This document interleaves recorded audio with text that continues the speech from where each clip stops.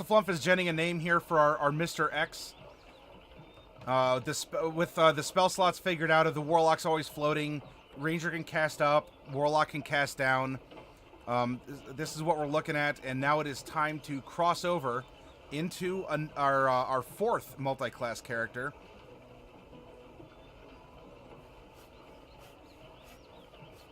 Harry Flumfers.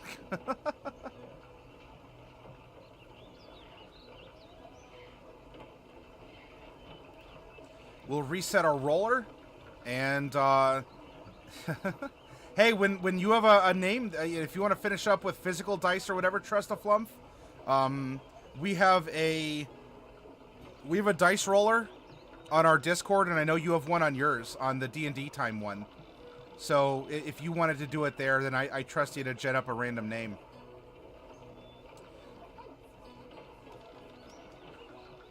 All right, once more, let's roll percentile and figure out, do we have another 3-tier multi-class, or a plain up, a straight up 2 one? With a 14, it is just going to be a regular 2-class multi-class. A female character, reroll a 10, who is a Ooh, we haven't had a Dragonborn genned up in some time. All right, so Dragonborn have another table over here. We're gonna roll a d6. We rolled 4, and so now we're gonna go odds or evens to figure out if she's a white or a silver Dragonborn. Evens. So we have a female silver Dragonborn who is of the alignment 5772. We have another chaotic neutral character, medium-sized. Oh, Elbrun's locking in some predictions. Trustflump says that's horrifying, a hairy flump. Alright, so Trustaflump randomly generated some letters, and we can form a name out of that jumble. I gotta lay down, gonna keep the stream going on my phone. Don't hold it against me if I fall asleep in the second half. Oh, that's fine, Civil. And, Civil, hey, another chaotic neutral character. Just mumble into the talk to text for us. So... Ibayak? Ibayak, sure.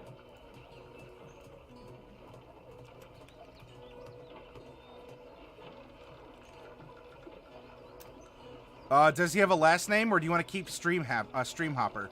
Ibayak Streamhopper. Or something like Ibayak Harflum, for like Harry Flump. Sounds like a bad episode of Wheel of Fortune. Swap an I for a consonant. Let's keep Streamhopper, I think.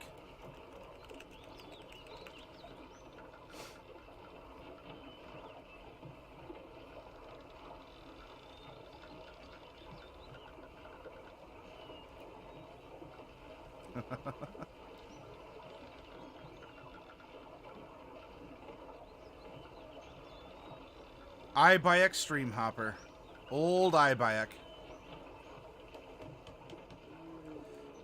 Maybe that's how he's known, because every time he rolls into town, he says, I'm back. And everyone just calls him, I'm back, Streamhopper. And he's like, no, Conshot, my name is Ibayak. Yeah, you're back. We understand that, old man. What did you bring us? Ah, fricka fracka, I'm back.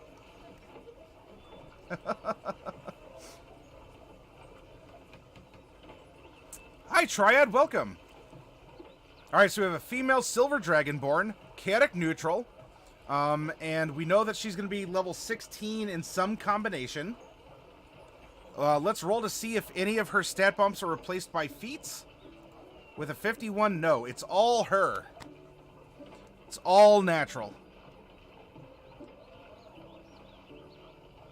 Excellent. Perfect lore. Yeah, they're like, oh, yeah, it's just that, it's that kind of skewed halfling pronunciation of the common language.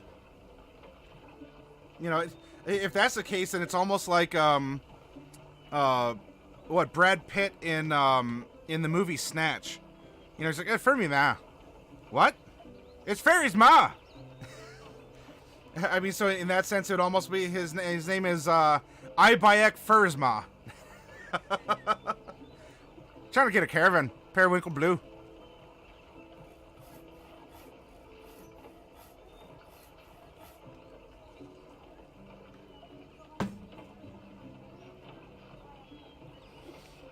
Elbrun is predicting a Bard Paladin. Well, we'll find out, right? Next up, let's roll a 13-sided die. 2. Oh, a Charlatan. Interesting. Charlatan. Who has a particular con of a D6. Con number 4. Alright then. Sork Barb, do it. Charlatan was my bard. And while we're here, let's roll 2d8. 8 and 3 for her personality traits. Whoops. Whoops. Ideal, bond, and flaw. 1, 4, 4. Okay. Some placeholders. And now it is time. Let's roll 2d12 and determine which classes she is going to take.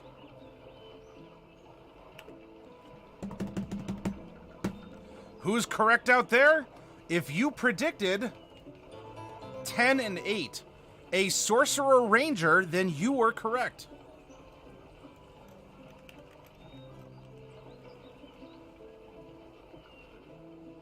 And hey, thank you very much for that follow. Vosto, how would you like me to pronounce your name? Misfit got half of it, so we're gonna go Sorcerer Ranger. Our sorcerer is going to be we're going to roll odds or evens here. Odds, a Draconic Bloodline sorcerer. We'll just do that as like DBL. And our ranger is going to be odds or evens. Odds, an odd ranger is going to be another hunter.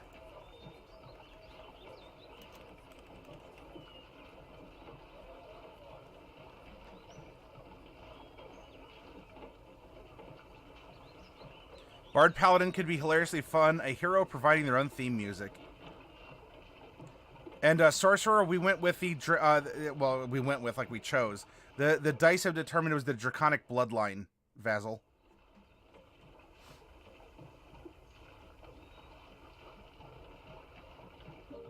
Oh, that combo name of a blood hunter.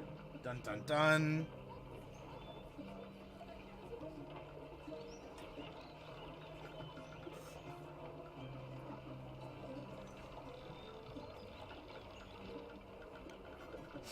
Alright, so we have Sorcerer class,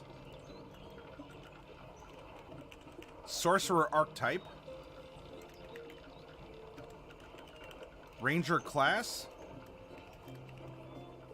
and Ranger archetype. There we go. The Ranger is going to roll for the number 1 for the archery fighting style.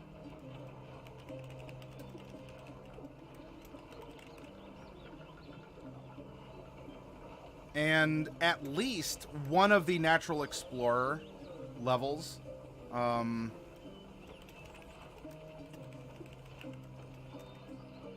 Though we might get a second if her level's at least 6. Let's roll 2d8. 4 and 1. That is going to be Forest and Arctic.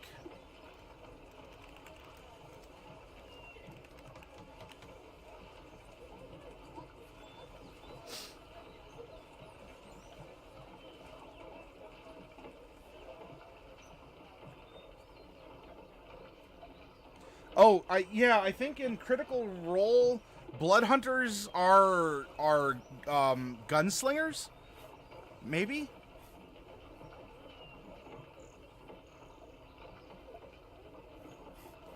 A Dragonborn, Sorkinger, Charlatan.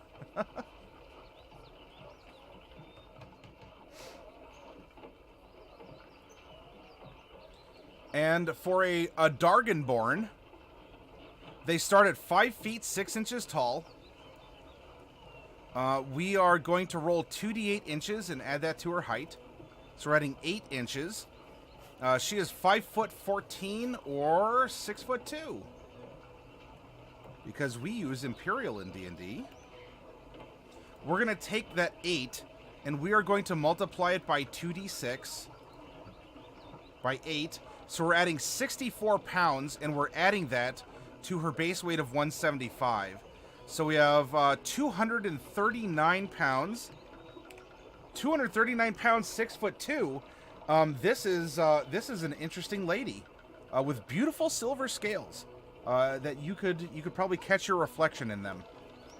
But if you are, she's probably saying, "Hey, look up here, buddy." Not on D20 to use metric, and I think that's dumb.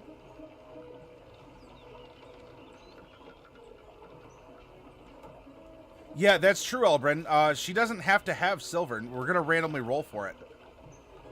Gun was converted from Pathfinder. Bloodhunter was an offshoot thing for a one-shot, and people begged Matt to make it real. Pathfinder Gunslinger was just way overpowered. Using tack for firearms, bad choice. I'm not sure what... Oh, touch AC is what that is? Whew, I gotta remember these old terms. That's, That's, touch AC, flat-footed. Oh my goodness.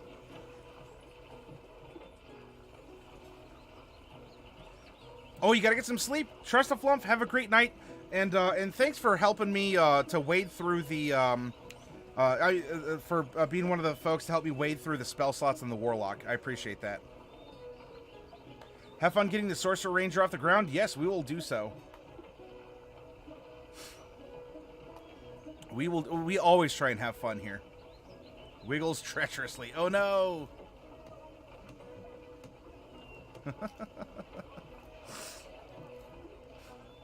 And let's roll percentile for her age.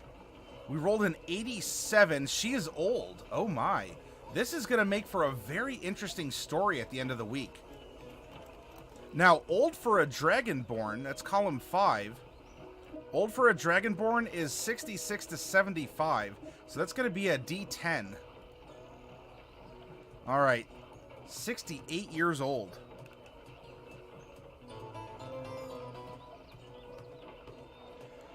I'm kind of... So we have two people... Oh, Sarkolarta.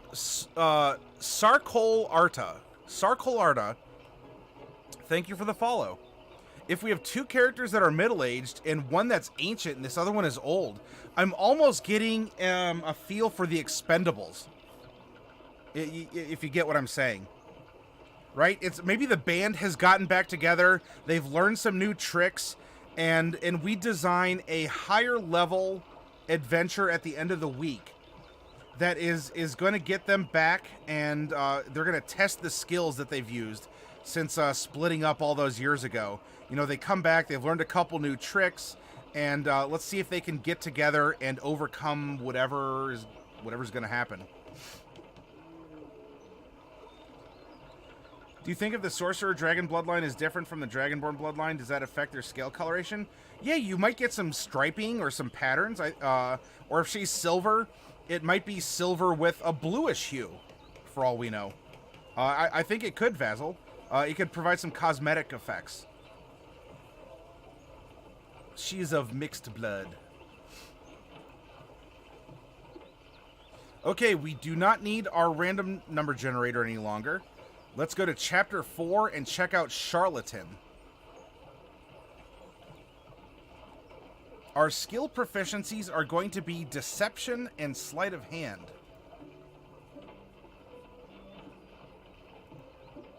We're going to have tool proficiencies with a These Guys kit and a Forgery kit. Uh-oh, that might be a link into Ibayak Streamhopper. Maybe she's provided some interesting material for him to sell. She is going to get a set of fine clothies, a disguise kit, tools of the con of your choice. Well, she's Charlatan number 4. I put on new identities like clothes. So I guess that would be a forgery kit? Also?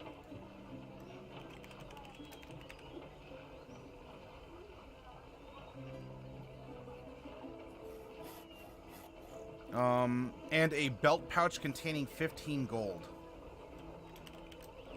That sounds like something like you should talk to your DM about that. I could go on about Pathfinder, that's my jam. The one thing Gunslinger really has going for it is incredible initiative and stylish tricks that just make the class fun to play. She's the fixer of the group, says Elbrin. Ooh. Let's think. We'll consider this as we're building our character.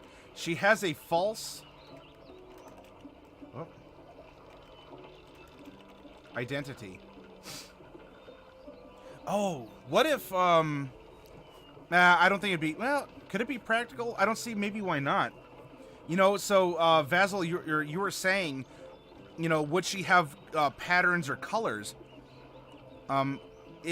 Maybe, what if her scales are kind of like sequins? Have you ever seen those sequin pillows that you can just riffle the other way? And, that you can riffle the other way and it's a different color? What if she does have a different color bloodline? And so if she wants to be, let's say we roll a red dragon. One of her identities can be red dragon version, or she can go back to silver dragon version. She just has like wiggly scales or something. That could be interesting. Because, you know, you have to be creative. You know, a Dragonborn walking in with a wig and a fake mustache isn't probably going to pass non-magically for a gnome, or for a human, or even for a half-orc. Yeah, I love playing it. And so she can, like... So think about it this way, also. You know, the party's sneaking through, and she kind of looks back and forth, and she just, like, writes a little message, like, on her forearm, and kind of flashes the signal.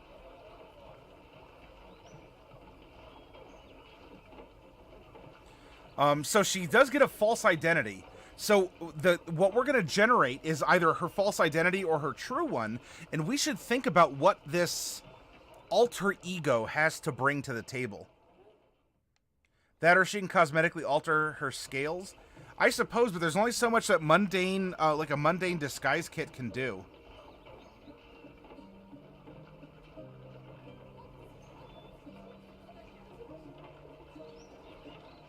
But that doesn't mean she can't use a disguise kit on other people.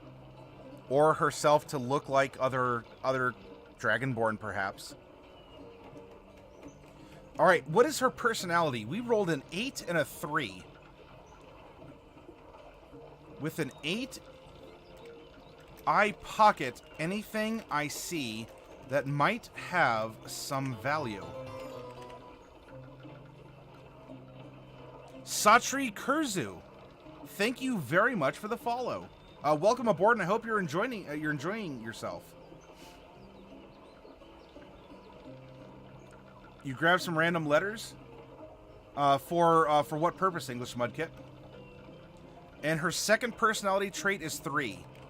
Flattery is my preferred trick for getting what I want. Oh my. Maybe she has a rare condition that allows for chameleon scales. Not unless she blends into backgrounds, but allow her to change the scale coloration. I would be willing to consider that, given the premise of the character as a DM. If you were my PC and came to me and said, well, look, you know, I get this and I understand I might not ever pass as an elf, but because of my unique mixed blood heritage, could I get some basic color changing ability? And I'd be open to that as an idea, Elbrin, because that might have what led her into the background of being a charlatan. Oh, to make her name?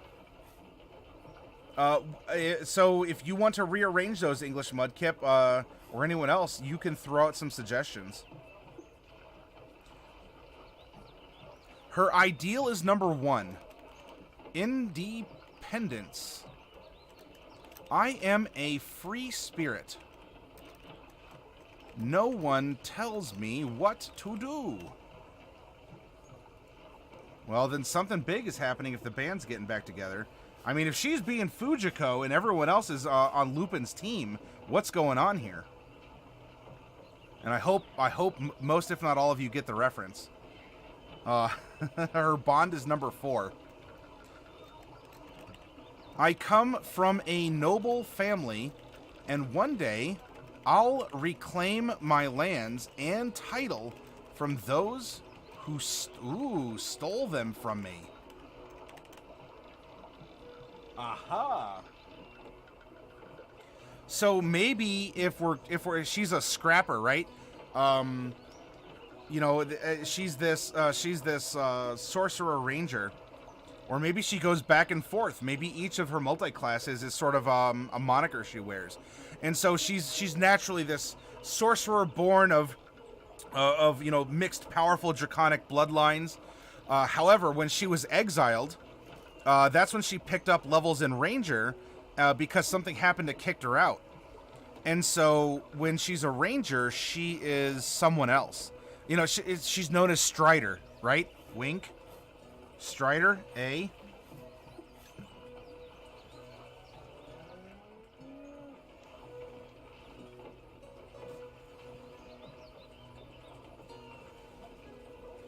You disguise yourself as a lizard person.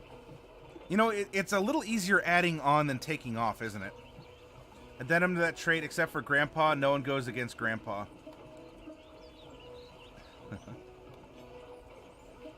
And her flaw is number 4. I'm too greedy for my own good. So we have a rivalry now between our halfling we just genned up and this character. That might have been born from the fact maybe she passed along some forged papers that he then went to sell, and it gave him a reputational black eye. And he was none too keen on that. I'm too greedy for my own good. This is also a Fujiko right here. I'm too greedy for my own good. I can't resist taking a risk if there's money involved. This party is coming together so well.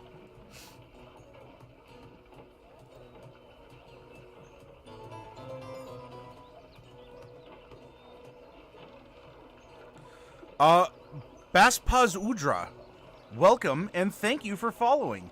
I hope that you're also enjoying our storytelling session, our creative workshop, as we're building these characters.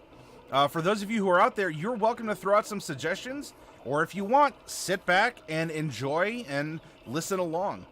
You could be doing chores, or if you're sitting here actively watching, well, hey, bless you, because this isn't exactly a fancy-looking screen, right? But you all are welcome to lurk or participate as you'd like.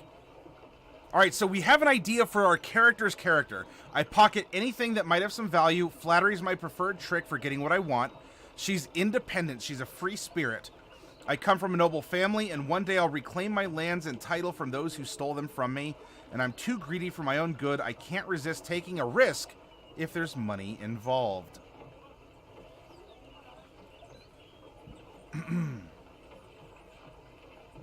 Definitely getting an Expendables kind of story arc in my brain right now. And so we should also consider what her false identity will end up being.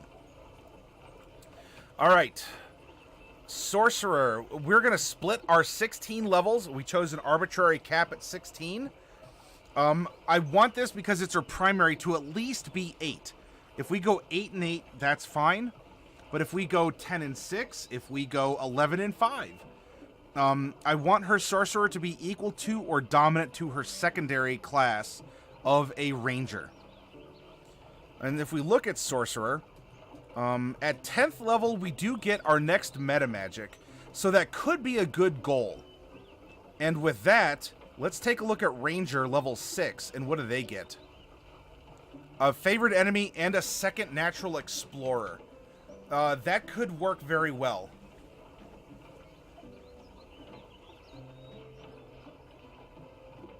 If we go 8 and 8, though, that would be land stride. And just ASIs. I think going 10-6 here will be the way forward. She might end up then going 12-8. You know, 2 levels and 2 levels to cap out. Can sorcerers infuse magic items? No, the infusions are an Unearthed Arcana Artificer trait. 14-2 for the fighting style, so she can bop people with her walking stick. Oh, so Misfit, you want to have it be like a very heavy, and I'm fine with that. If we want to bring it up to 14, so she gets her Sorceress Origin feature at 14, is definitely a heavier spellcaster, and then we splash 2 levels of Ranger. I'm okay with that. As long as the secondary trait isn't as big as the, you know, is less than or equal to the primary. At level 2, you get fighting style and spellcasting.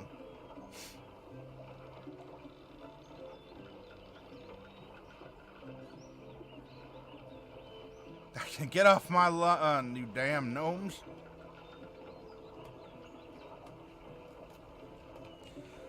We should probably... I personally, while it is a bit arbitrary, I would like to see her at least get maybe her Ranger archetype to get a little something there. So maybe, what if we went 12-4? Go back to Sorcerer. And 12th level is an ASI. I don't know, maybe not. This is our 4th of 5 characters. We haven't made a character yet that hasn't had... A character that hasn't had their archetype. You know what? Let's do it. Let's have fun with it. You have a name for her? You want to call her Mellry? Sure. We can put this up here as a tentative name. Mellry. Old Dragonborn with cats hitting people with her walking stick. Sure. So we're gonna make her a 14/2.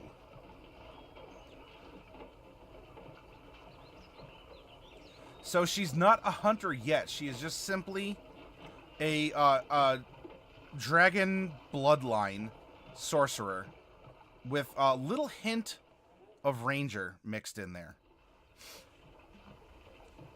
All right, now for doing this, there's a couple considerations. I'm going to peek ahead real quick.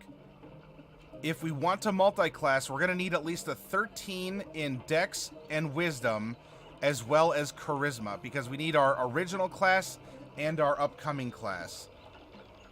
So we're going to... We need at least a 13, which isn't going to be hard. There we go.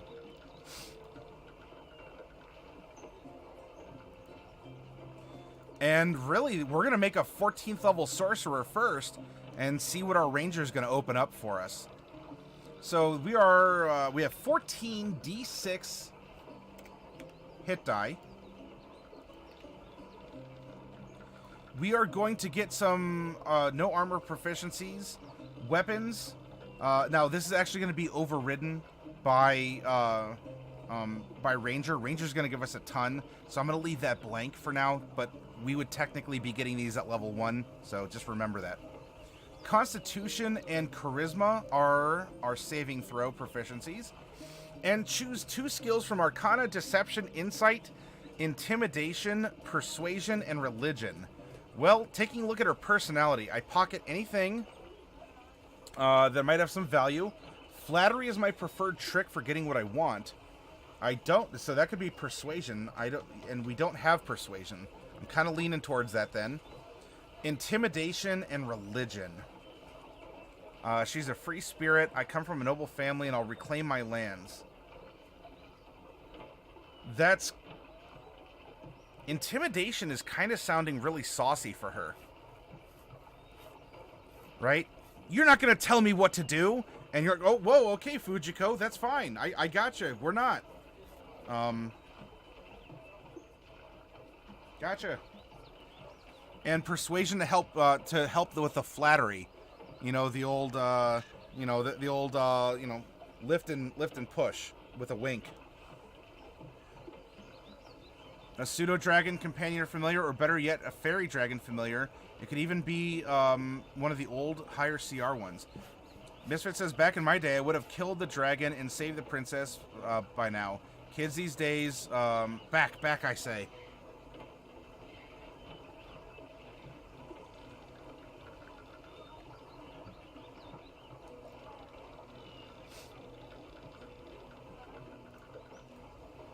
We're going to start with some weapons. Light crossbow, any simple weapon, a component pouch, or an arcane... Oh! Oh, shoot, real quick. We need to roll the arcane focus for iBuyX Stream Hopper. Hang on, everyone. I got to get this percentile roll out of the way, because this could be very influential on him. Percentile real quick. Number 97. 97 is a tiny mechanical crab or spider that moves about when it is not being observed. And so that is going to be his spellcasting focus as a warlock. And maybe even arguably as the ranger. Ooh. And a little mechanical crab. He is a coastal navigator. I think that's very thematic. Okay, I'm sorry, real quick. Let's go back to Sorcerer.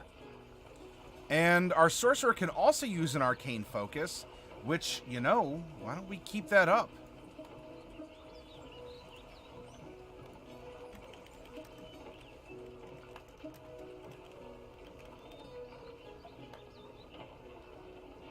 Trinket number, whatever here. A Dungeoneer's pack or an Explorer's pack. I think she's going to be more the type to travel, right? She wants to make money. She's fine with being social. She flatters people, so... Explorer's kit, or pack, and 2 daggers.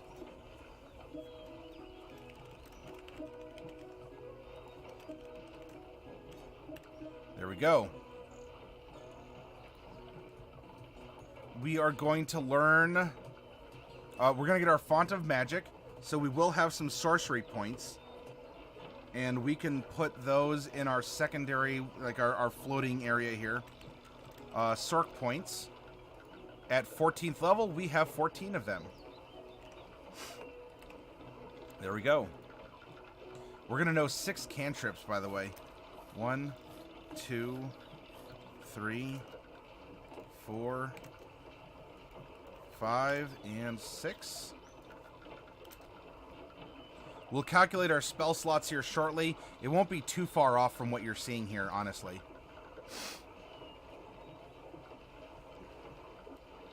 We are going to learn meta magic.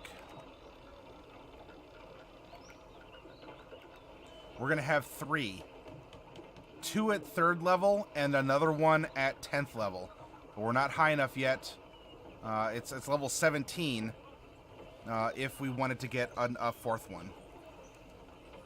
And we'll determine which one she takes shortly. ASI and... Alright, so Sorcerer's Restoration, we're not going to worry about that. So we just have our meta magic. For her archetype here, now let's roll a d10 and figure out... the second strain of dragon that's inside of her. We rolled an 8.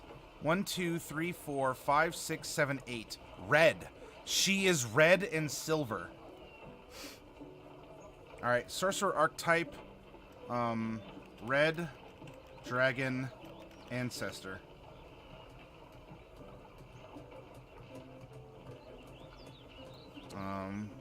We can speak Common and Draconic.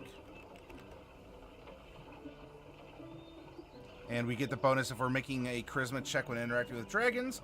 We get proficiency bonus. It doubles.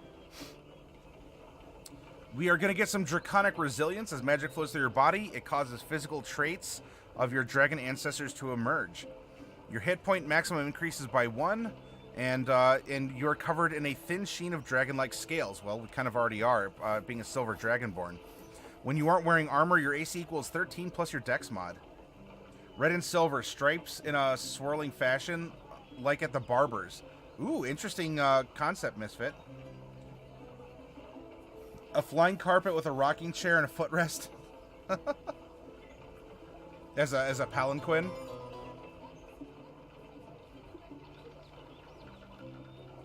Hegna Kurtu. Welcome.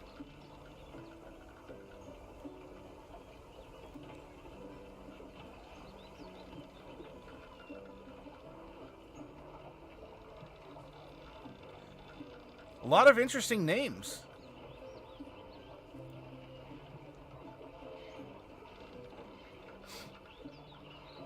At 6th level, we have an elemental affinity. When you cast a spell that deals the damage of the type associated with your draconic ancestry, add your charisma modifier to that damage. So I guess she's going to be a bit of a pyro, huh? At the same time, you can spend 1 sorcery point to gain resistance to that type for an hour. That's pretty good. And, dragon wings. We are just high enough at level 14 to get our Dargon wings. Gain the ability to sprout a pair of dragon wings from your back, gaining a flying speed equal to your current speed. You can create these wings via a bonus action. Nice. So, elemental affinity and dragon wings. That will give us actually a fly speed then, right? With that equal to our walk speed. So Dragonborns are 30, 15 climb, 15 swim, but we're going to have a 30 fly speed. If we're flying, that is. Cool.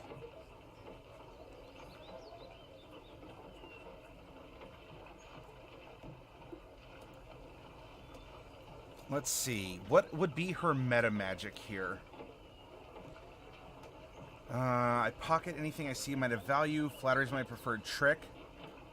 I'm a free spirit. No one tells me what to do. So I'm getting fire spells and some emotional influencing spells. If she wants to force a manipulation or to force someone to tell her what not to do, I'm kind of getting heightened spell. That way she can better guarantee results. Especially against, maybe some fire AoEs as well. She has a very forceful personality. Can't resist taking a risk if there's money involved. So when you cast a spell that forces other creatures to make a saving throw, you can protect some of those creatures from the full force.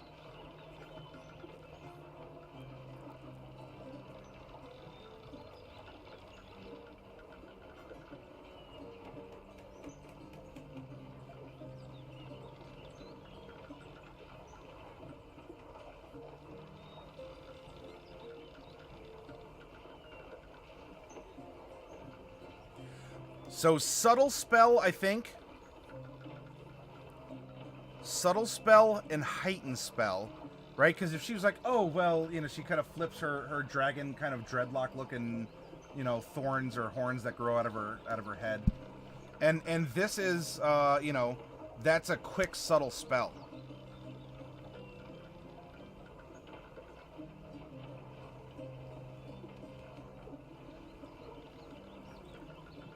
And I'm too greedy. If she is a master of disguises as well, maybe Extended Spell will help any magical enhancements last a little bit longer. So I'm getting Extended Spell as a feel for her personality, Heightened Spell, and Subtle Spell. And if you have another suggestion, or you think, nah, it should be this instead, let me know.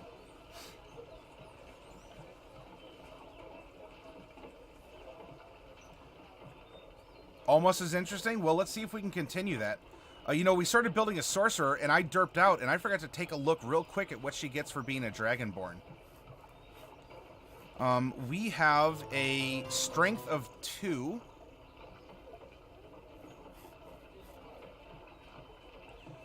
Colt, thank you for the follow.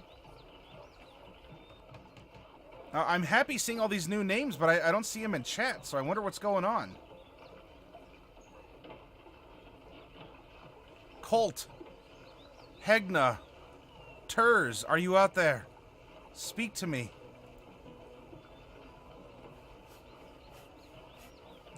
Strength we're floating 2 and Charisma 1.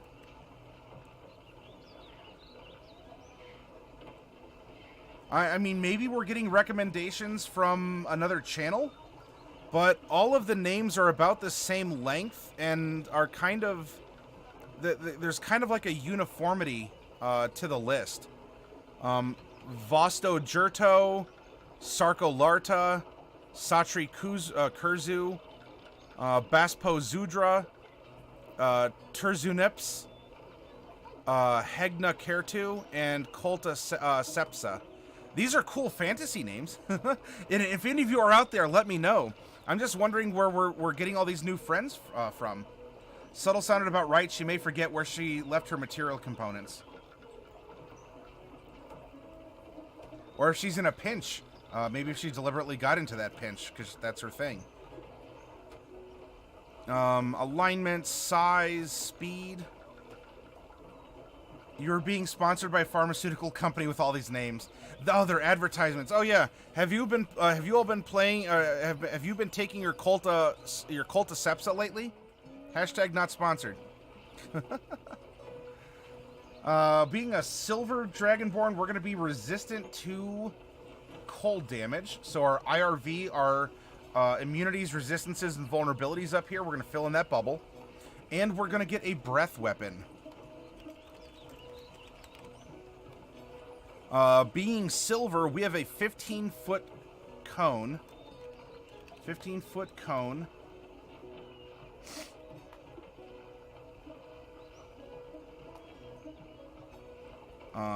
Cold damage, con save. And we're not quite high enough for the 5d6, so it's 4d6 cold damage. Con save, we'll have to calculate that out when we get those scores dropped in. DR and language. All right, so there we go. And no dark vision. Boop. There we go. Grabbing cereal, starving. Don't TPK them before we get back. No, Misfit, we won't. We're good.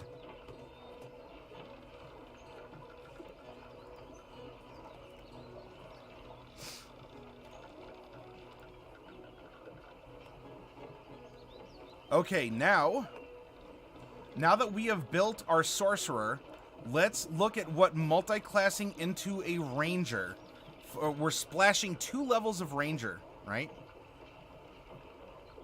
By doing so, we are going to get a lot of proficiencies.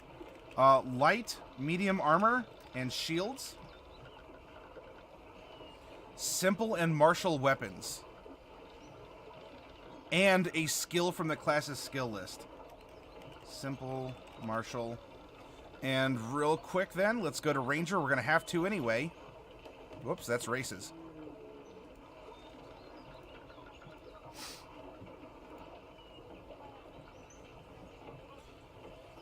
We have animal handling, athletics, insight, investigation, nature, perception, stealth, and survival.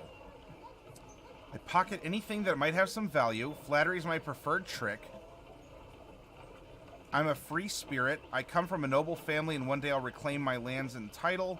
I'm too greedy for my own good. I can't resist taking a risk if there's money involved. And we're already proficient with deception, intimidation, persuasion, and sleight of hand. So perhaps insight to read people if they're going to be friendly towards her. That could work. If she can manipulate their emotions with or without magic, insight could be important. If she wants to reclaim the lands from the people who stole it, investigation could be huge, right? She's looking for the people involved. She's following trails, paperwork trails, not like survival trails, like game trails.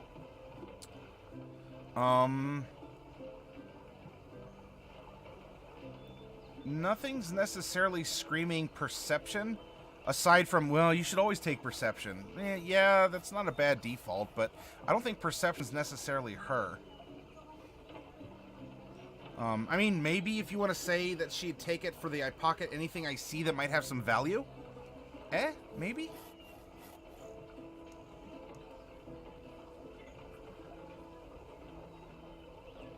I'm kind of thinking insight for this, everyone.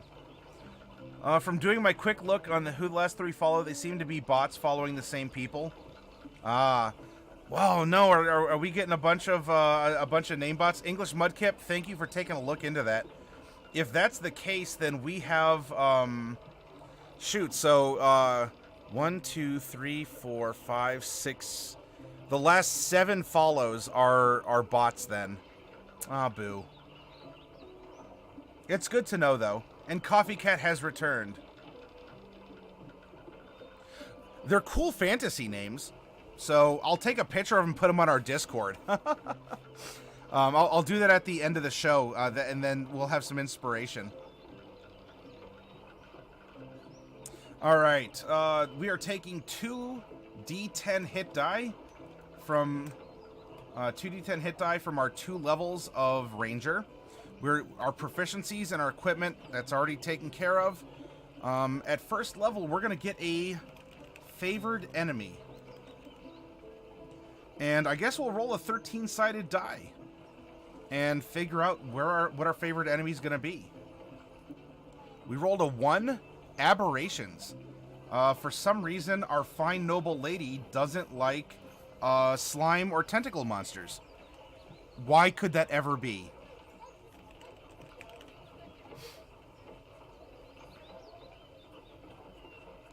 Her natural explorer is forest, and so we're not going to worry about Arctic. And she's going to get the fighting style of archery. So she can cast spells, and she can also cast missiles that are not magical from afar.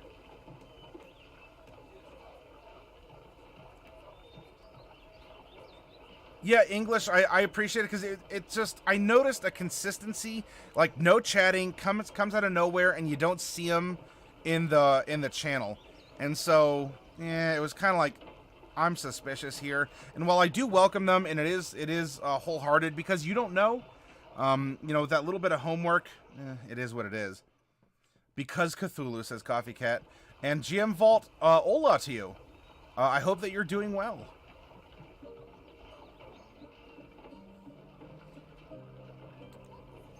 We'll get some spell casting at 2nd level, and then we don't get our archetype.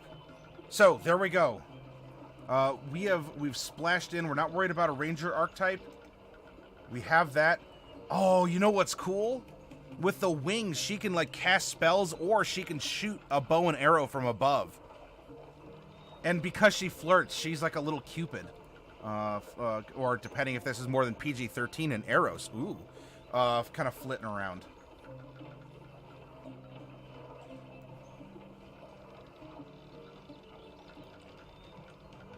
Tribulator, welcome, and thank you for coming along this journey. Tribulator, I do see you in the chat, and so welcome, and a human welcome to presumably another human, and if you're a robot, then beep, boop, beep, beep, beep, boop. And a digital thumbs up to you. All right, so this is kind of a quick and easy splash of multi-classing. Hey, Misfit, welcome back. We need to figure out then, lastly, our spell slots. We are 14 levels of Sorcerer, and then because Rangers are half-casters... Oh, there's a notification. There you are, Tribulator. Oh, good, good, good. I look forward to playing with you, Coffee Cat. And we are a 2nd level, as we're a 2nd level half-caster, that's adding 1 more level to this chart. So, while we are a 16th level character, as a casting entity, we have the slots of a 15th level caster. So this is going to be 4, 3, 3, 3, 2, 1, 1. Ooh, hiccup, and 1. No bots here. That's just what a bot... No, I'm just kidding, Tribulator. Welcome. I hope that you've enjoyed lurking and that you've enjoyed the show. You know, forever, however long you have, whether this is your first time tonight and you're digging the work that we do, the concepts, it's motivating you and energizing you, or if you've been lurking for a while, awesome, and thank you for that follow. Hey, Grimvex, good to see you back. Yes, Delcorin is definitely a lurker bot. You should never trust anything Delcorin says that is pretending to be human or to ask for your security codes. Bombard, hello, also is not a bot. Well, it is awesome to meet fellow not-a-bots. Welcome, Bombard. I like that name.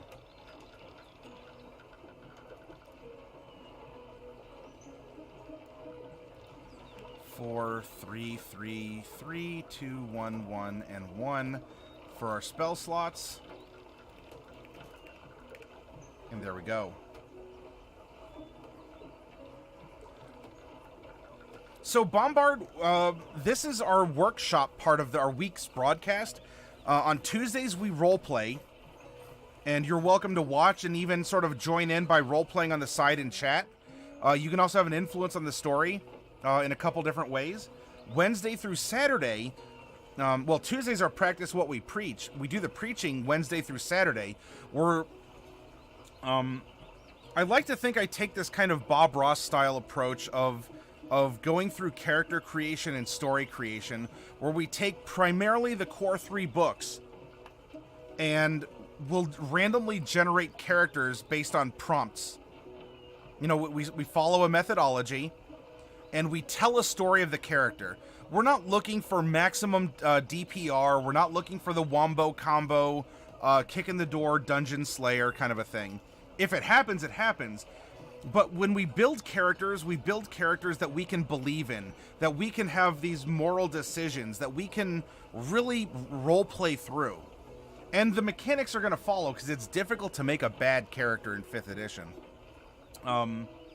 And we also do things like create maps, create dungeons. At the end of most weeks where we're doing content creation, we also sit down and make an adventure outline, usually using milestones, and we'll feature some kind of a writing technique. So we're learning, and we're also coming up with an idea.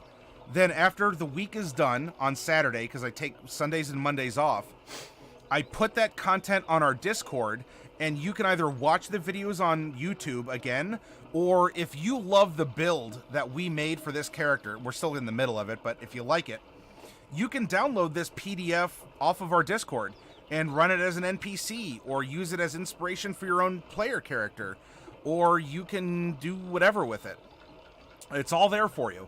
This is a workshop. This is a place to come for energy and inspiration, and to really just have a great time with other people. You're sitting at a table in a game store. I'm a game store owner. We can talk shop. We can talk D&D. We can talk storytelling or whatever, and let's just have fun together.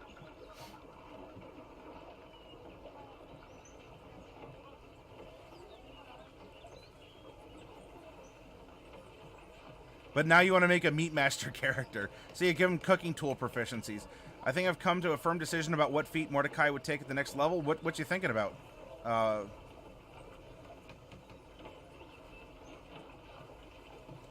The prompts this week, we're making multi-class characters. And the characters we've been making so far are awesome. They have a full story. They have these backgrounds. They're unique people who exist in a world that exists. It has consequences. People, they have hopes and dreams. Caralandra here is a tiefling that's afraid of fire. And this poor widow has been through so much before she found redemption. And all, you know, we're adding the dressing, but all of this was off of random prompts for rolling dice and what the results could mean. It's rolling bones in an augury dish and reading them, and coming up with a character, pulling them out of the mists, the ether of creation.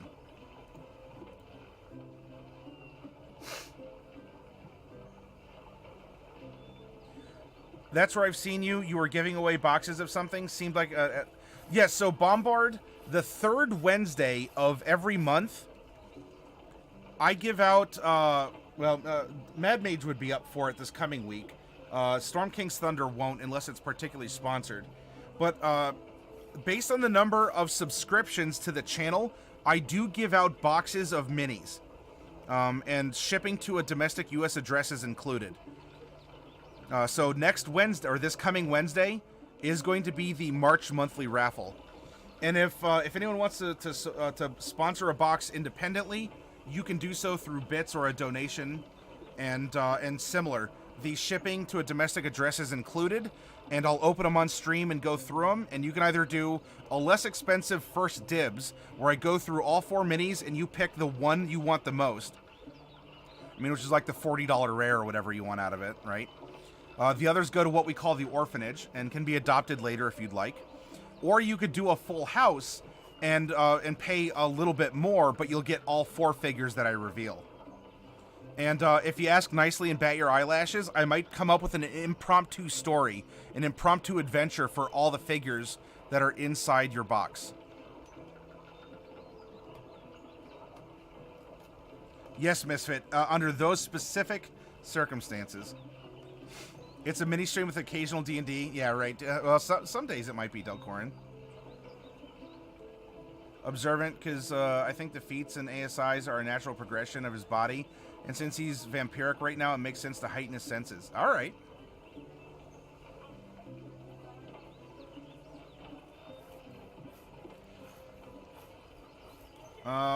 Let's see. Anything else for this? No, we have our Sorcerer. We have our Archetype, and then we splashed in a wee little bit of Ranger. She's just dabbling with hunting down, or she's getting there. Now, let's find out what's important to her that she's using as her arcane focus. Because this can add to her story or personality. Oh, especially with Carolandra, my heart was breaking. This is, so far, all of our characters are solid, and I really like them. Carolandra so far has really resonated and spoken to me in just very deep and resonant ways. Anyway, let's go with the focus. We're going to roll a percentile. We rolled a 24, and so her arcane focus, and maybe this is a holdover from her wealthy family from which she fled after something happened. 24 is a multicolored stone disc. What could it mean? Especially because Carolandra... Oh. Carolandra had a cube. Each side of the cube was a different color, and we were saying that that was a learning block. It had like the letters from the infernal alphabet on it. And she was trying to teach her child. Maybe how, colors and the alphabet. If not infernal, it could be common. And that's when, well, the incident happened, when the house burned down and killed her husband and child. But that was the only thing that she found that was untouched by the fire, was this learning cube. And that kind of led her in that direction. So if this character, Mellry, and if there's other name suggestions, is she Mellry whatever? Does she have a nickname? What importance does this multicolored stone disc have? Is it part of a map? How could it tie in to her noble lineage? Is it a key that can unlock a, I don't know, sort of like a back door to the mansion that the usurpers, the people who are occupying her family's lands or their mansion or their keep or whatever, don't know about? What is the tie that makes this multicolored disc important to her and allows her to focus her magic through it to create spell effects? Carolandra was made yesterday, yes, on Wednesday. Perhaps related to Tiamat? Actually, you know what? That could turn things on its end. Her family could have been keepers of Tiamat or of Chromatic, because she is a silver Dragonborn but she does have the blood of a red dragon flowing through her, giving her magic. And so what if her family actually was the keeper of an evil cult or an evil temple or whatever? You know, just because someone took it over doesn't mean that they're the bad guys, quote unquote.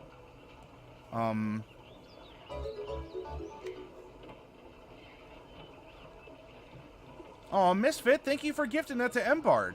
And, to Bombard, I mean. Misfit, I mixed up the two there. So, welcome, and, enjoy. I'm gonna have another emote or two coming out shortly. Subgift Hoyt? Yeah, and so her family could have actually been manipulators. In fact, oh, we're looking for something for false identity? What if she grew up, you know, she grew up in this temple of Tiamat, right? Now, she may not have been, like, fully indoctrinated when maybe, you know, some paladins or some righteous people destroyed it or took it over or whatever, converted it. But what if her false identity, you know, people might know that she's an ousted noble, but she can go in certain circles because she knows the handshake. She knows the wink and the nudge. She knows the lingo of certain folks. Wink, wink.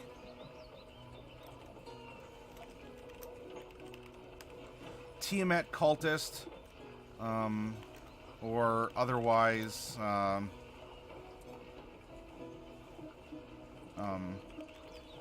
friend of the faith. Or if not a cultist, a priestess. She may remember the old lessons. And so she lives this life of, you know, she lives, you know, footloose and fancy free. You know, she goes around, she's trying to amass wealth. She's very greedy. And so she was raised as this noble, she's raised as the noble silver line. But we know that there's that greed. There's that ancient red dragon greed that flows through her, giving her this nature versus nurture sort of inner conflict, giving her this, you know, I want to focus on the noble stuff. I am a noble, I'm ousted. And everyone's like, oh, that's beautiful and wonderful. I hope you reclaim your lands. But she never quite brings up what would happen if she did. Especially, what if the other characters had something out for this church, including Carolandra, the randomly rolled knowledge paladin, devotion paladin knowledge cleric, or Brother Elias, who isn't by rules as written divine, but carries himself as the deliverer of divine justice. A figure pulled from the pages of history or faith, or both. Kind of in a Boondock Saints kind of a role, is what this character could be summed up. Or Azrael from Batman. Maybe her family's desperate to hide the secret. If the secret gets out, her family will be overthrown. Hey, Bombard, that's not a bad idea. And that's what I love about the background and the personality and all this. It cements your character into the world. And as a DM, you should love this. Your players are giving you content. You know, do you have to really struggle for a hook when you have 4 or 5 players saying, this is why I exist in the world? Use it. As a former noble in Tiamat's church, can she have a kobold? As a house elf that still follows her around. Well, she could, she might be able to do something akin to that. You know, take a follower. One of them, I write his background for him. Oh, and so as the DM, then you know, yeah, you know what's going on. You know, it hooks him in. Excellent. And look what just happened by a simple percentile roll. Wonderful ideas, and this just added a very interesting glimmer or glint onto this character as we know her.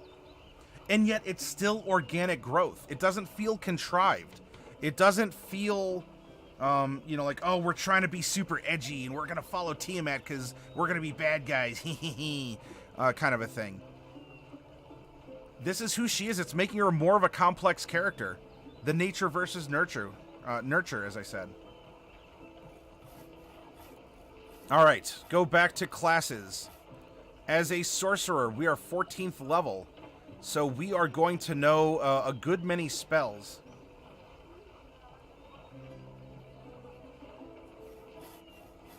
As well as our 6 cantrips. 1, 2, 3, 4, 5, and 6. Our spells known at level 1, we are going to get 2.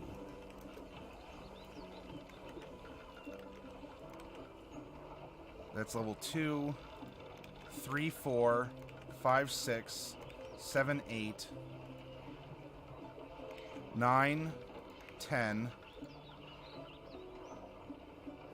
11, 13, and 15. Now, if you're building a character at home, yes, you can rearrange the spells that you know. I understand that. As we're doing kind of a D&D 101 style. If we just take the spells that we want at the levels that we can get them, this is how that distribution would play out. But if you're going to download this character sheet and play with it, move the spell slots around. No, make one end heavier than the next. That's perfectly fine. And for Ranger, at level 2, we get 2 first level spells. So really, this is going to be Sorcerer. And then we have Ranger level 2 and Ranger level 2. That way they're labeled. And we know when we're theoretically going back and choosing the spells, which she's going to take some manipulation spells and fire spells, primarily. This is what we're going to be able to follow along. All right, now it's time. We have our chassis, right? It looks nice. It even has a spoiler, but it doesn't have an engine dropped into it yet. Let's drop in the engine. We are going to get 3 ability score improvements at level 4, 8, and 12 of Sorcerer. She's a 16th level character, but your ASIs are based off your class level. Your proficiencies off your character level. So that's going to be a +5. And we need to make sure that by the time that she splashes in Ranger, I don't think that'll be difficult, we need to have a 13 in these, which is going to be super easy to do. Now, we use the standard array. Oh, and Fenrin, thank you very much for that follow.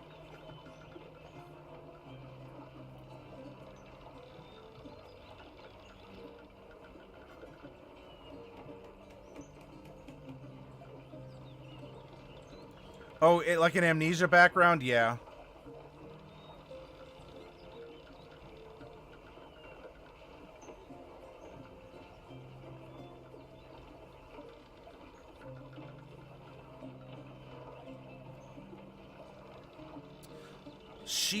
She is hitting charisma hard. Don't look at that as just a mechanic for Sorcerer. Look at her personality. She is a forceful personality that doesn't even necessitate magic. So dropping the 15 in charisma, I think, is going to be big. Now, she has learned a little bit of archery. In fact, we can even call this, like, she learned it early growing up. So maybe she layered it. Sorcerer, Ranger, and from then on out, it was the development of her bloodline. Dexterity, though, for archery and for defense, we could put the 14 in here.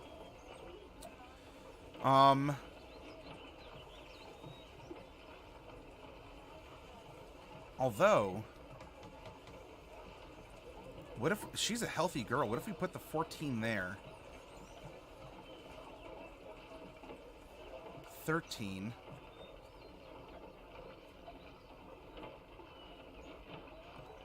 She's probably more perceptive. 12. Average intelligence. Maybe this happened when she was young, and she's just kind of gone on her looks from there on out. And then 8 strength.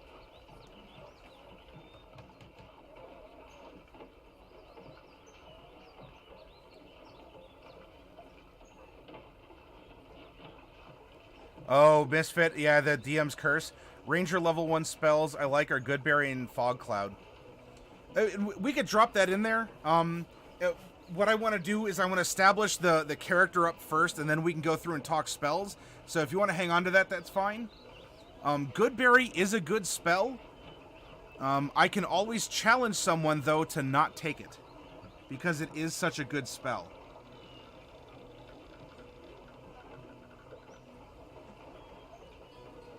If we have it this way, then that's going to give her a 16 charisma and a 10 strength. And then we have 6 points to distribute from our 3 ASIs. Doing that, I think we can bring... Let's bring our dex up to 14, and we'll drop that extra one in strength. It's not going to bring us into the next tier, but if you ever have a spare point, throw it in your strength score, because it provides a mechanical benefit, unlike the others. We can bring her charisma up to 18. And I kind of... Let's bring her dex up a little bit further, too. I think that would be a good spread for a 16th level character. With that, she's going to have a 0 strength. She's going to have a 3 dex, 2 con, 0 int. Oh, wisdom's going to have to be higher. We're going to have to dump something into wisdom. Oh, in that case, let's just dump the 1 point into wisdom for the minimum. There we go. 1 wisdom. And we've definitely beat charisma, and that's going to be at a 4. Ta-da! Or in this case, if you want a multi-class, throw that extra 1 in whatever you need to spare. And we did it. Strength is 0 and 0. Dex is going to be 3, 3, and 3. Sleight of hand is 8. Not too shabby. 7 for the con save. Int is, we're just going to discreetly put zeros down the line. Look, she ran away when she was a kid, didn't get a formal education. Not enough as a noble lass would have received. Her wisdom then is going to be a little bit low as well, and so she survived off of her looks and her wit. Her silver tongue. Hey, she's a silver dragonborn. Nothing lewd now. Come on, this is PG-13. I mean, it's still PG-13 though. So, and 9 for her proficiencies.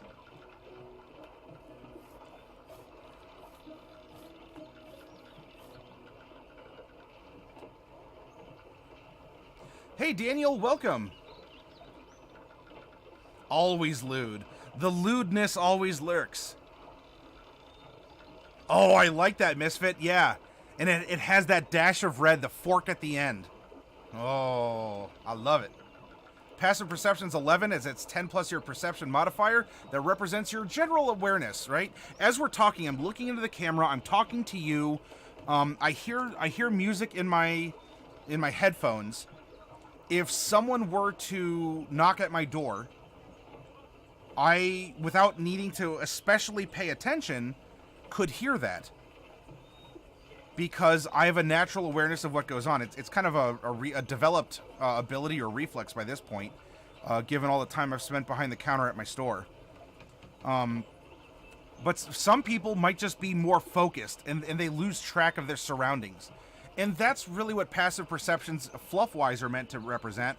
Crunch-wise, it saves you a ton of rolls and time at the table.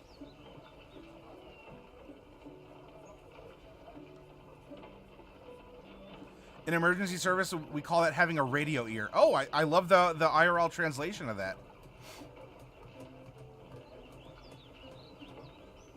Hey, Rizovo, welcome. We are having a fun time building our 4th multi-class character. Our initiative is going to be a +3. Our armor class, well, we have those red scales kind of mixed in with our silver to protect us. It is a 16. However, we can wear up to medium armor and use a shield.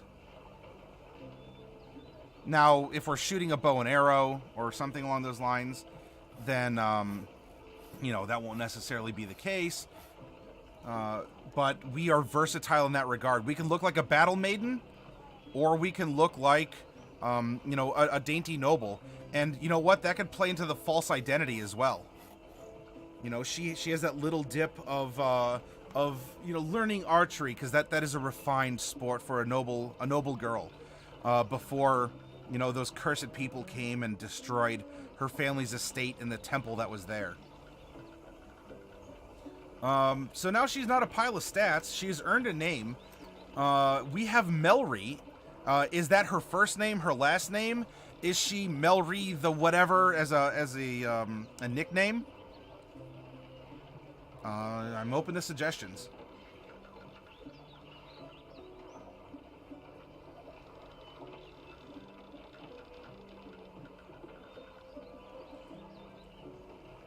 Misfit says, I'm just not allowed to have a listening device on as I close my store. We simple people call that multitasking. Well, maybe, but multitasking is a bunch of active things. This is more of a passive in the background ability. Sorcerers do not. However, when you multi-class into Ranger, you get proficiency with light armor, medium armor, shields, simple weapons, and martial weapons. And so if she wanted to present herself as a warrior, you know, she may not have a lot of strength, and so like wearing it could be kind of cumbersome, but you know what? With that persuasion or intimidation, she could walk out as a battle maiden wearing half-plate armor, a shield, and a sword, and she can saber rattle. And because she's proficient, she can cast in it as well. So you're correct in that sorcerers don't get it, but remember, Bombard, we did splash in 2 levels of Ranger.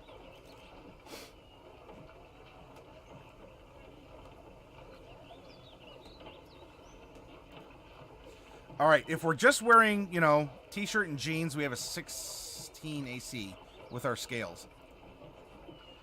And then all of a sudden, a disintegration ray comes firing out of that warrior. Yeah, that's good deception. She has a +9 to that, doesn't she? Now, her hit points, this is going to be interesting. At level 1 as a sorcerer, that was her first class, you get all 6 of your hit die. For the remaining 13 levels of her 14, you get half +1, which is 4. When you multi-class, you don't get that full hit point again with that class. That's only first level as a character. And so for both her levels as a ranger, it's half +1 of a d10, so that's 6. For all of her levels, so all 16 of them, she gets bonus hit points equal to her constitution modifier. And so there's that. But wait, there's more.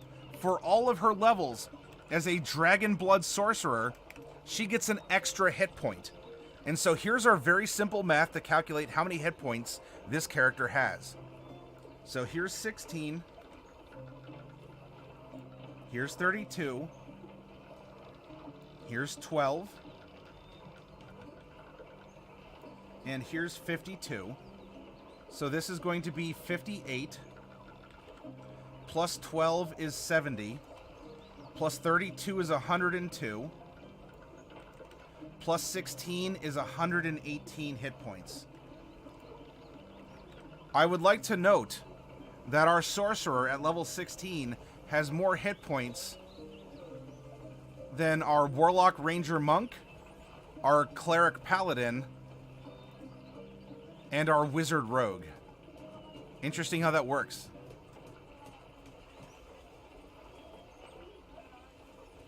At least when she goes to Lyra's Emporium, she gets a senior discount on healing salves. And Misfit, you want to call her Granny Mellry? So that's probably what people call her. She probably takes offense to that. Right? She's kind of vain, though. She's sort of like that Fujiko from Lupin. She's old for a Dragonborn. You know, her scales might have a little tarnish unless she buys that polish at a discount at the local general store that Misfit's offering.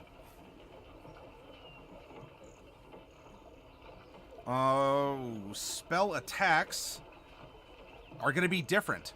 If we're attacking with a sorcerer spell, that's at a +9. If we're attacking with a ranger spell, that's going to be at a +6.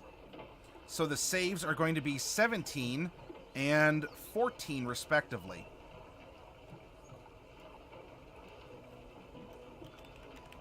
Sorcerer, Ranger. Spellcasting ability is Chaw and Whiz.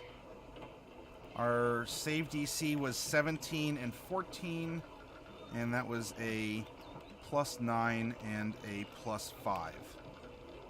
We have some Sork points that we'll put in this little extra, you know, for like lay on hands and whatever. We have 16 sorcery points that we can use to manipulate our spells.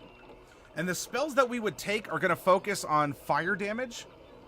They're going to focus on social manipulation. And,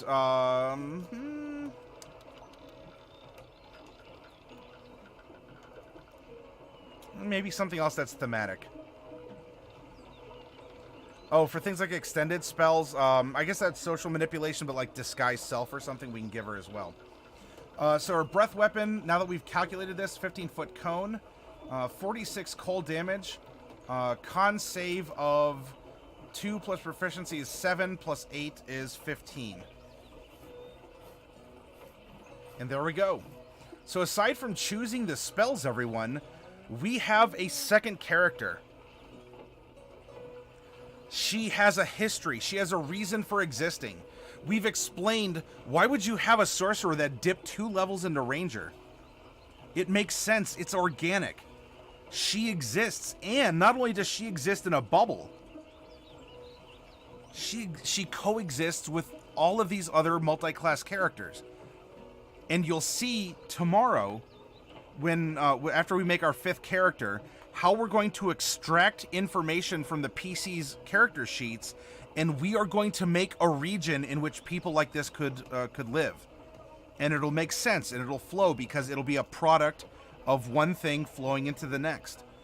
And then on Saturday, when we have information on our players, and we have information on our area, we can make a campaign, an adventure outline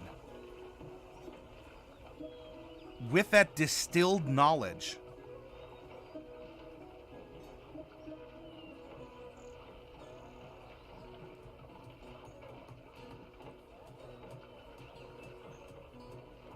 Grubface, hello. Welcome, welcome.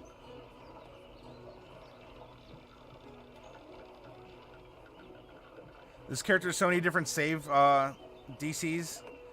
Well, yeah. Now, the Ranger spells are probably going to be more for support. She's probably not going to be using them for offense too much. It'll be some sort of a guaranteed effect.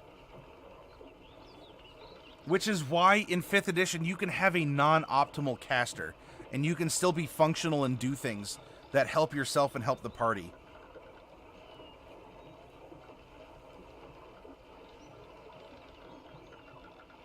I'm the dude who's painting your shop. Oh, hey, get in there. I left a figure fully painted for anyone who wants to use them. Yes, Kelsey was talking to me about that, Grub. And so I would like to use that for inspiration, and I'm probably going to be ordering something like a bunch of skeletons in to run a paint night. Because skeletons are pretty straightforward. You only need a couple colors, maybe a wash and a dry brush.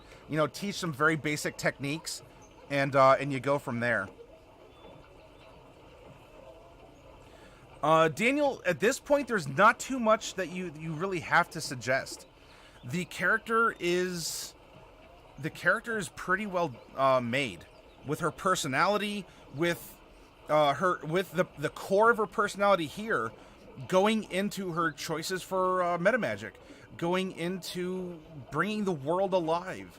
And in fact, through this mutual storytelling, like, we're playing D&D. We rolled a couple dice in a sense. But we have this region, we have a story, like this Granny Mellry, who still wants to, like, live her youthful dream of taking back her family estate. You know, realizing, but maybe not fully realizing, just what was happening with her family oh so long ago, when she was forced to flee after some people came in and started messing things up. Now, of course, messing things up means destroying a temple to Tiamat. But maybe she didn't know that fully, or she's like, well, yeah, but I'm aware of Tiamat.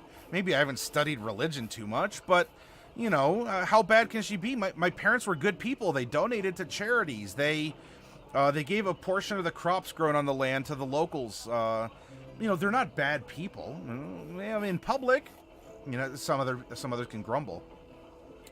And so before she dies, right, she's greedy. She wants to amass this. She wants to go back. And that is her triumph. I will take back the lands that were taken from me by those, you know, she probably wouldn't call them like good guys or, you know, oh, those righteous paladins. Because the way she's looking at this, her family were the righteous people. And we have an old lady who's still stuck in the past. And I think that's a part of her, that's a part of that duality that all of these characters are getting.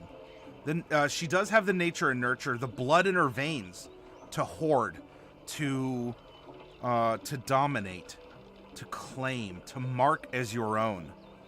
And yet she was brought up as a young noble lady to be proper and polite and such. So we have a very nuanced character. We have a great character here.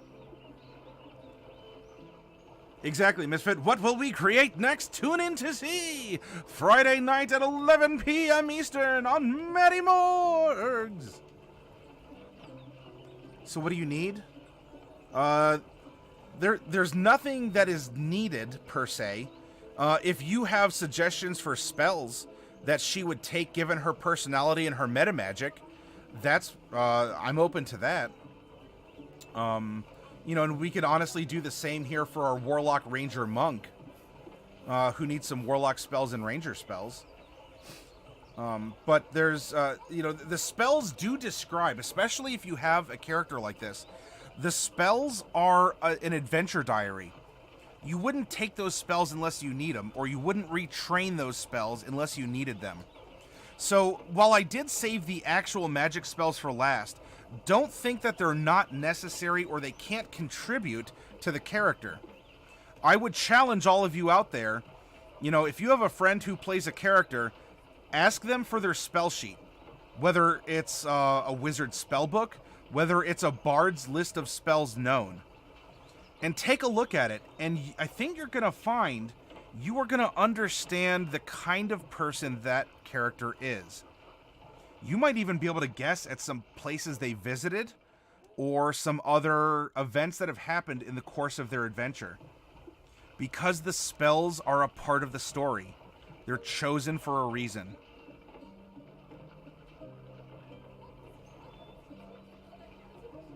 I sold my soul, perfected my body, and honed my tracking. Just give me 3 lifetimes.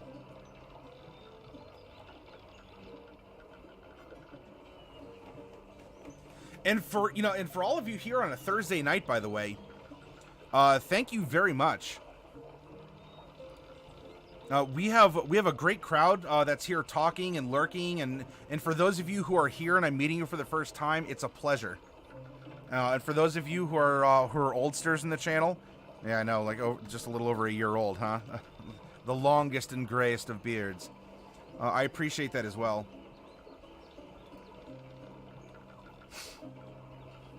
It could be something along those lines, Daniel.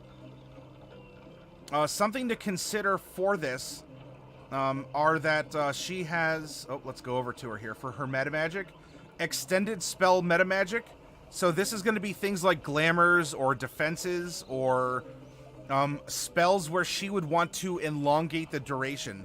If she does want to make herself look beautiful. If she does want to control someone's emotions or mind. Heightened spell will force... Well, not force a loss, but is more likely to make someone lose a saving throw. Which could even be under those circumstances. And then subtle spell. You know, things are getting a little hot and heavy, or she's tied up because she's been captured, because that's what happens to Fujiko. You know, subtle spell allows her in social areas, or if she's otherwise physically preoccupied, to cast her magic as well.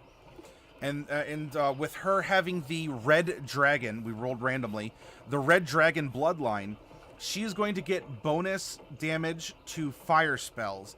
And so in a fluff method, that is going to be more like, not that she can't take other forms of damage, damaging magic, but she is probably going to have more fire, or she's going to use fire in more instances than not, because it is intrinsic to her bloodline.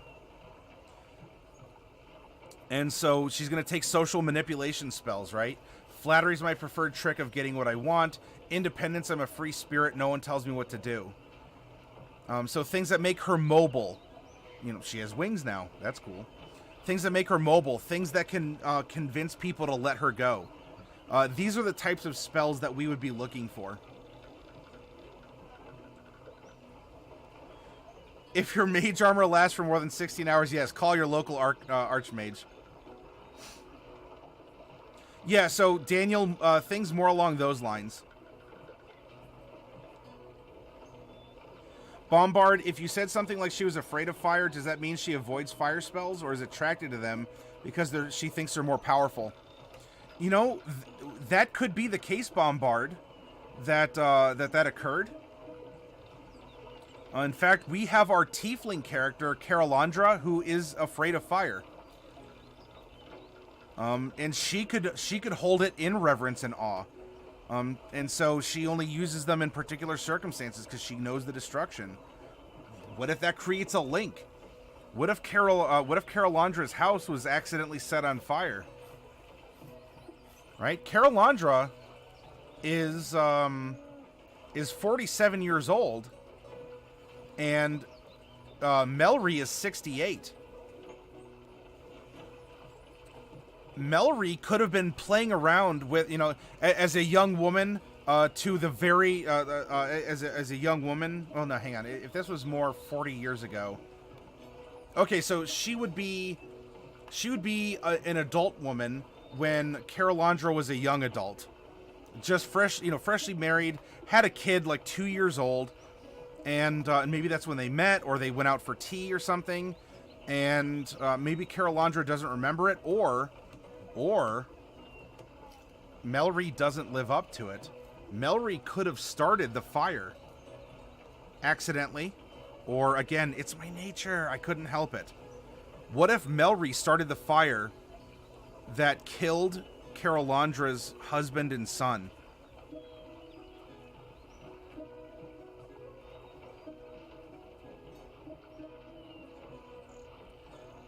It is true that you can tell what kind of character someone plays by looking at their spell list.